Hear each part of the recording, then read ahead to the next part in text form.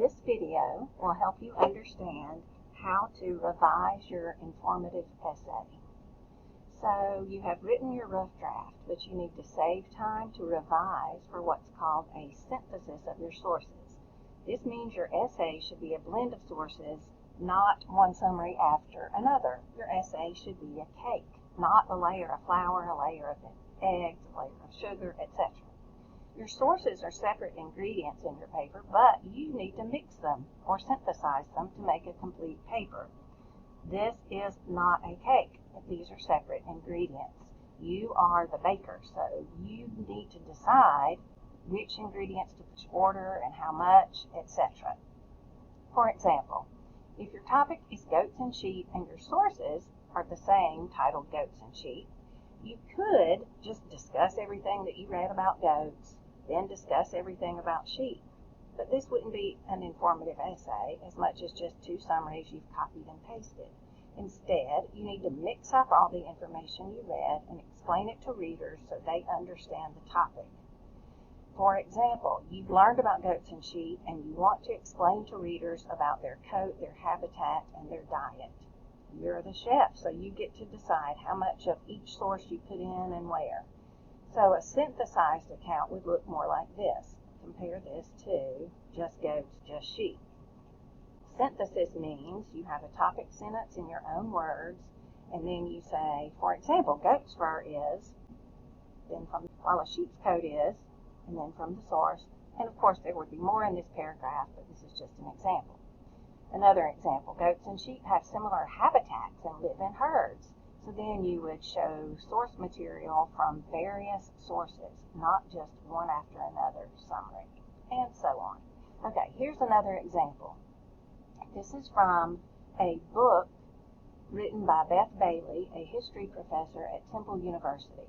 The excerpt is taken from her book, From Front Porch to Back Seat, Courtship in 20th Century America, published in 1988. So she is explaining the concept of dating.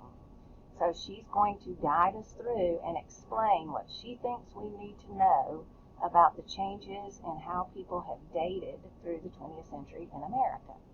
Notice, here's her topic sentence in her own words. The negative factors were important, but dating rose equally from the possibilities offered by urban life.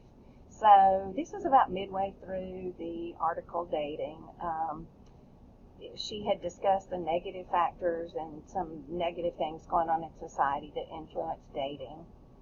And now she's going to say that changes in dating also came because there were some possibilities offered by urban life.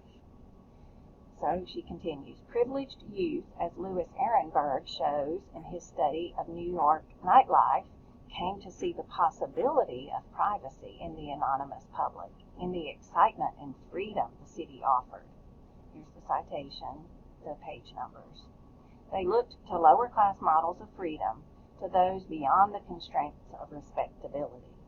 As a society girl informed the readers of the Ladies' Home Journal in 1914. Okay, now we've switched. She's showing us another ingredient, not Ehrenberg, but now we're coming to Ladies' Home Journal, a mainstream popular magazine in 1914. And here's the quote. Nowadays, it is considered smart to go to the low order of dance halls and not only be a looker-on, but also to dance among all sorts and conditions of men and women. Nowadays, when we enter a restaurant and a dance place, it is hard to know who is who. This is from an article titled A Girl, page 7. She already said the Ladies' Home Journal. So there's another ingredient. Here comes another one, yet another one. In 1907, the same magazine had warned unmarried women never to go alone to a public restaurant with any man, even a relative.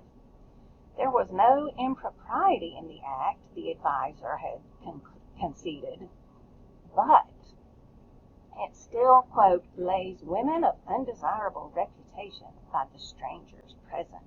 Here's the citation. Kingsland, page 40. So, even in restaurants, there was a loosening of any type of social or economic status or class could be present. And as early as 1907, the Ladies' Home Journal advised readers not to do so. So the next bit is her explanation of what she has just shown us and what she wants us to take away from it. So she explains, rebellious and adventurous young people sought that confusion, and the gradual loosening of proprieties they engendered helped to change courtship. Young men and women went out into the world together, enjoying a new kind of companionship and the intimacy of adult supervision. So let's continue looking at that. Here's the sample works cited from the MLA format that was in effect in 1988 when the book was published, and I only am resources that are in our sample paragraph.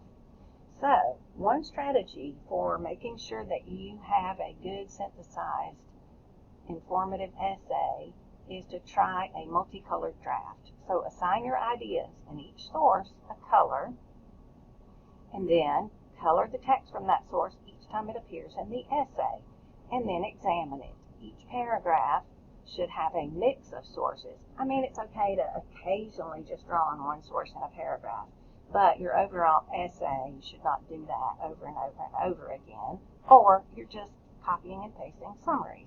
You're not synthesizing. So let's take a look. Let's give Ehrenberg a certain color. So Ehrenberg, we gave a color of orange. We'll go back to Bailey's voice in a minute. Okay, we have another source, a girl. Let's make this one a different color. How about blue?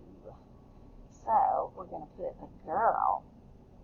So here comes another one as a society girl informed in the Ladies' Home Journal, 1914. A girl, so that's blue. Kingsland is yet another source in this one paragraph. So we're going to make that one, let's say, purple. Kingsland is the 1907 one. Purple there. Now, we haven't given a voice to Bailey, so let's give Bailey a color. Let's do green. So you see that the writer introduces and then concludes in her own voice. So what you have here is because here is her interpretation of what she's trying to get across. That dating rose equally from the possibilities of the urban life. In other words, she read a lot of sources, and when she read those sources, she understood themes and commonalities. And wow, look, all these things are looking at what the city has to offer. So the first one is Ehrenberg, shows that people sought out the privacy of the anonymous public city. So that means that, like, if you're in a small town and everybody knows you and who you are, you can't really escape your social class. Everybody knows that you're rich, or everybody knows that you're middle class. So the city would be more anonymous, and people could just go out and do what they wanted to do, and not have to worry about that. So here's a sentence: they look to the lower class models of freedom, to those beyond the constraints of respectability. This is probably her voice explaining what she had read in this book. And then here's more of her voice. She's introducing this quote. As the Ladies' Home Journal said, she's green. Okay. Wrong. That's her, yes. So the author is, as the society girl informed the readers, and then blue, directly from the source. Next, she includes another source, another ingredient. So here's purple, because that's from even a separate source.